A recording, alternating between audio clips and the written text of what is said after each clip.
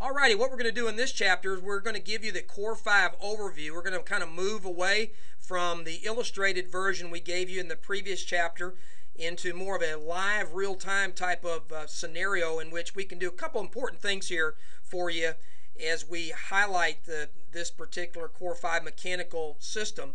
And the first thing, obviously, is to tag each of the movements in a live setting to kind of give you a perspective of a moving example of how all of these 5 phases really interface and have effect on the swing.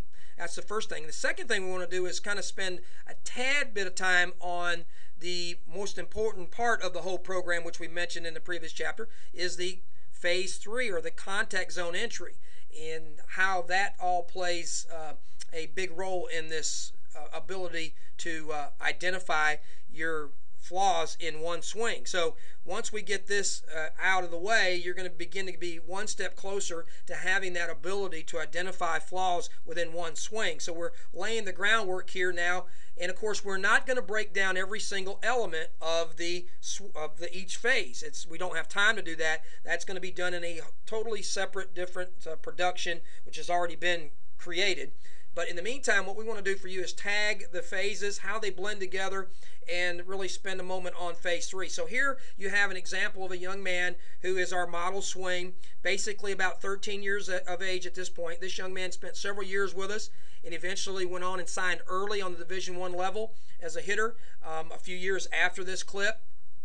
And we're going to give you his model first, and then in the next chapter we're going to show you exactly what it looks like for a player who has a similar body type, relatively same age, but has zero understanding of how all these phases work together. And you're going to see a stark contrast in the swing quality. So let's walk through the first phase. Obviously is that the stance is all set up accordingly, and then he's going to move into the phase 2 as the pitcher begins to wind up and bring the ball forward. He's going to begin that loading process straight back. As you can see, he moves his hands from his phase 1 position back to the phase 2 position. Now phase 2 is completed at the point that heel comes back down flat, so we get that there.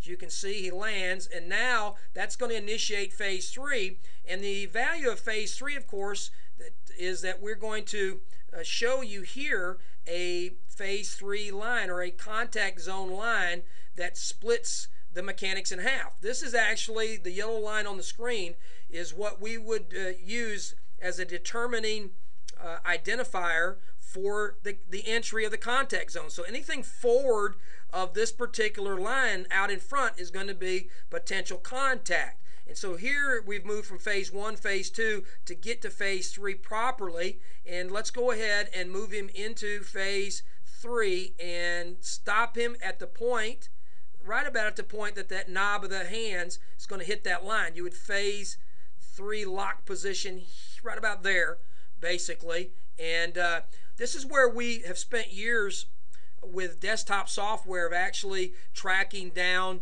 the elements within the swing.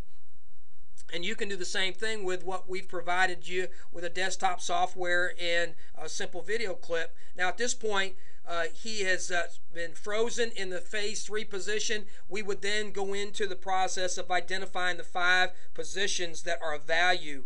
We'll talk again a little bit more about that in the next chapter or 2.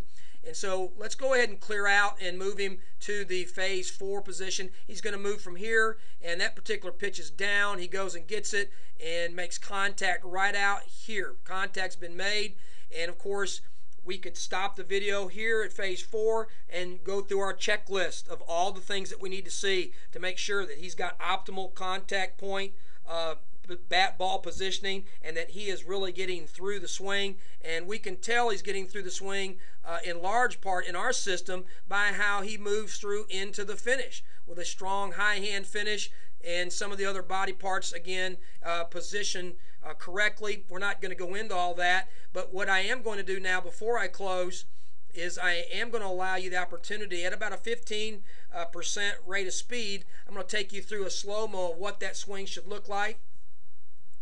As he goes through very fluently, makes contact. That was a line drive right off that machine, in fact. And of course he finishes with a good high hand finish through the swing. Now what we want to do now is take you into the next video clip in the next chapter and give you an example of what a swing would look like without any understanding of how these phases work, and that's typically going to be the crowd that you right now are seeing the most of. So let's go ahead, if you would, let's go to the next chapter.